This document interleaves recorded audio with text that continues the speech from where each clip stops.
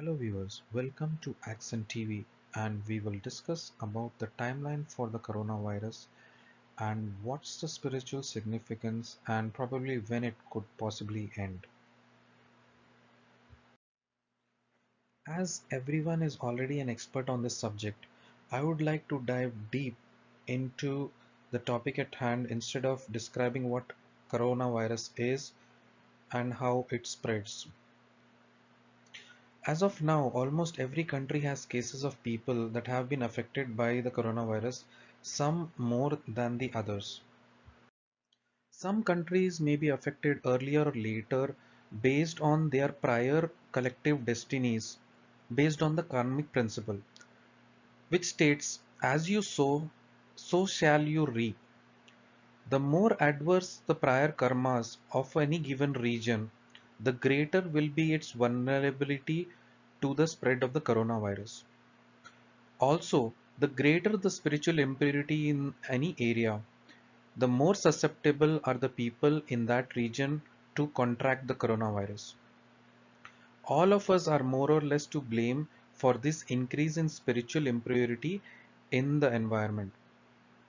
Spiritual impurity can be enhanced due to a number of reasons such as lack of spiritual practices, greed and materialism, spiritually inappropriate trends and traditions, etc. So the main question in all our minds is that how will this virus end? So to answer your question, the pandemic is just a beginning of a series of events which might include natural and man-made disasters that might plague humanity for over the period of next 4 years. The period will culminate with the Third World War. From 2024 onwards will begin a new era.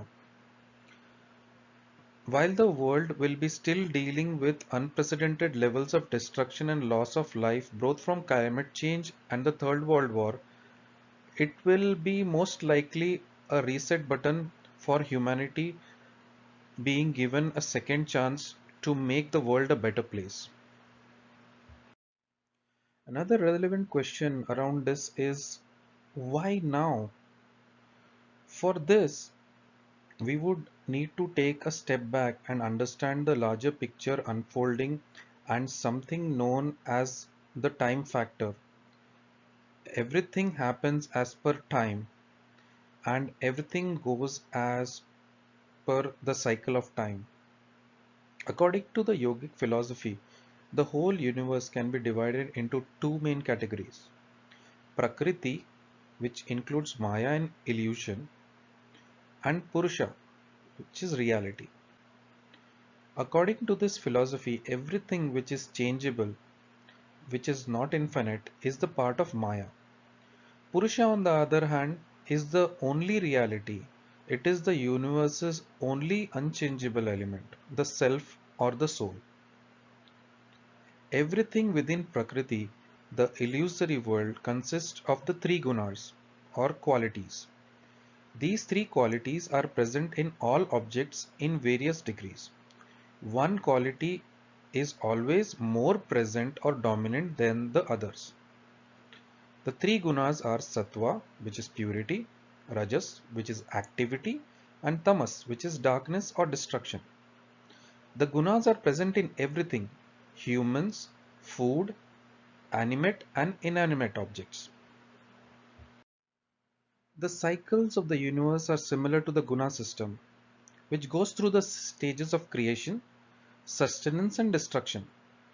As we approach the end of the cycle, the spiritual impurity starts to build up to a greater extent and it reaches its highest levels in the environment, which eventually leads to a destruction of the cycle and the advent of a new one.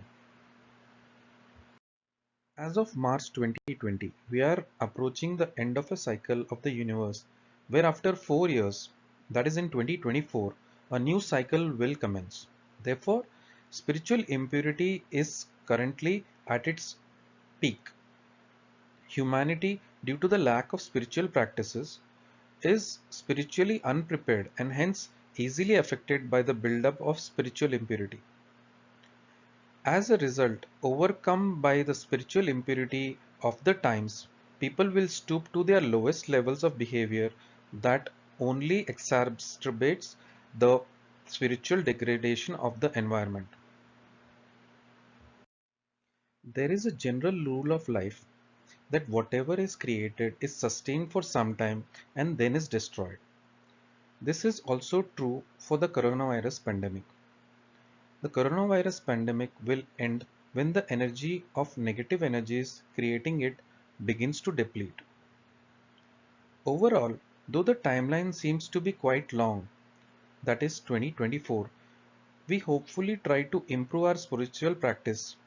Examples like doing mantras, japas, and dhyan so that we can easily overcome this adversity. Thanks for listening.